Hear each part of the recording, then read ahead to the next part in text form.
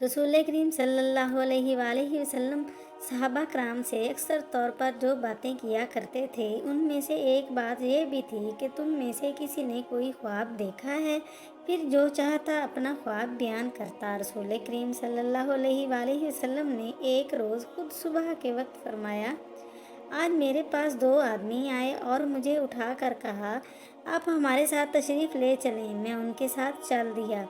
फिर हम एक चत लेटे हुए आदमी के पास आए, जिसके पास एक दूसरा शख्स पत्थर लिए खड़ा था, जो उसके सर पर मारता था तो उसका सर उसके साथ फट जाता और पत्थर लढ़क कर दूर जा गिरता, लेकिन वो शख्स उस पत्थर को फिर उठा लाता और उस लेटे हुए शख्स तक पहुंचने से कबल ही उसका सर ठीक हो चुका होता, जैसा कि पहले था। खड़ा शख्स फिर उसी तरह पत्थर मारता और वही सूरतें पेश आती जो पहले पेश आई थीं। रसूल करीम सल्लल्लाहु अलैहि वसल्लम ने फरमाया, मैंने उन दोनों से पूछा कि सुबहान अल्लाह, ये दोनों कौन हैं? उन्होंने कहा, आगे चलिए।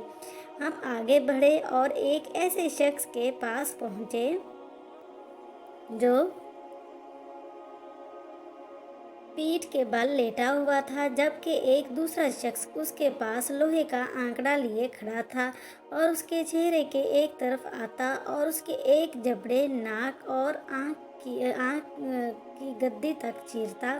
फिर वो दूसरी जानिब जाता और इस जानिब से भी इसी तरह चीरता जिस तरह उसने पहली जानिब किया था।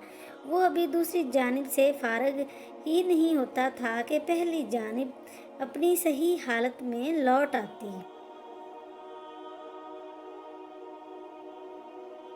फिर दोबारा वो इसी तरह करता जिस तरह उसने पहली मर्तबा किया था।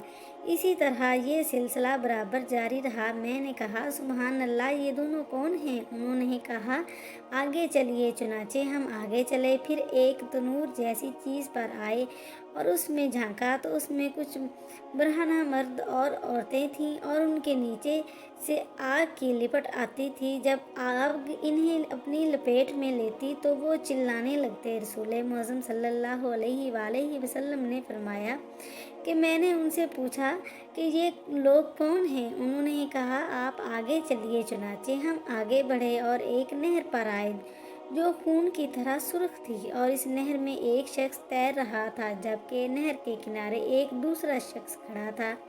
इसने अपने पास बहुत से पत्थर जमा कर रखे थे।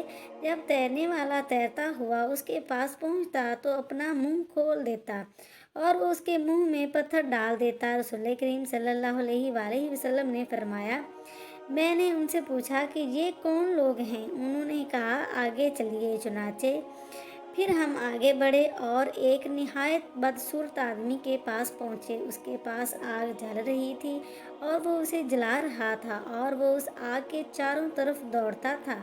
मैंने उनसे पूछा, ये क्या है? उन्होंने कहा, आगे चलिए। हम आगे बढ़े और एक ऐसे बाग में जा पहुँचे जो हरा भरा था और उसमें मौसम बहार के सब फूल थे। इस बाग के दरमियान एक बहुत लंबा शख्स खड़ा था, इतना लंबा कि मेरे लिए उसका सर देखना भी दुश्वार था। वो आसमान से बातें करता था और उसके चारों तरफ बहुत से बच्चे थे। इतने बच्चे मैंने कभी नहीं देखे थे। मैंने पूछा, ये शख्स और उसके साथ ये बच्चे कौन हैं?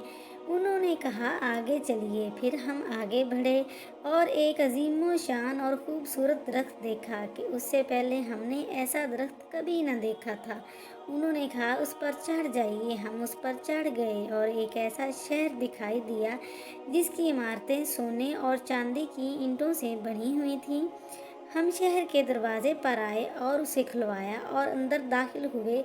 हमने उसमें एक में ऐसे लोगों से मुलाकात की जिनके जिस्म का आधा हिस्सा तो निहायत खूबसूरत था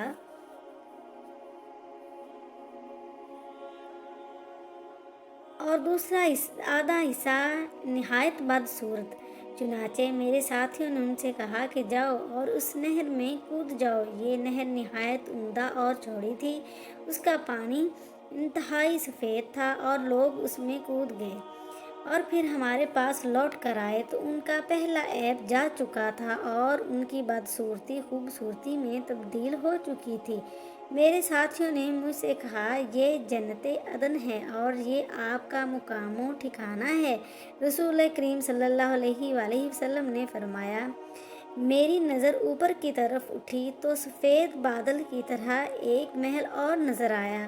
انہوں نے کہا، یہ بھی آپ ہی کا مقام ہے۔ میں نے ان سے کہا کہ اللہ تعالیٰ تمہیں برکت دے۔ میں نے ان سے کہا کہ آج رات میں نے بڑی عجیب و غریب چیزیں دیکھی ہیں۔ میں نے پوچھا، یہ چیزیں کیا تھیں؟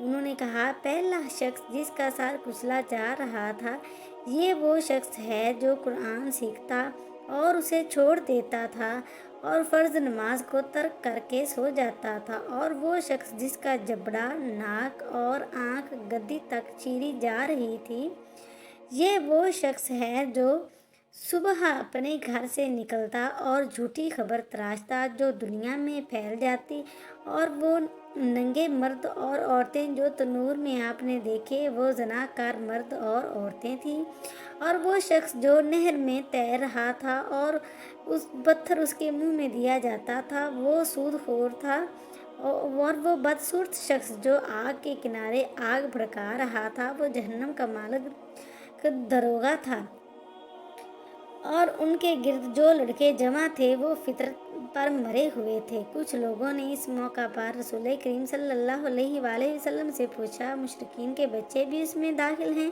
فرمایا، ہاں، مشرکین کے بچے بھی ان میں داخل ہیں۔ اب رہے وہ لوگ جن کا آدھا جسم خوبصورت اور آدھا جسم بدصورت تھا، تو یہ وہ لوگ تھے جنہوں نے دنیا میں اعمال صالحہ کے ساتھ اعمال بد بھی کیے تھے۔ اللہ تعالیٰ نے ان کے گناہوں کو بخش دیا۔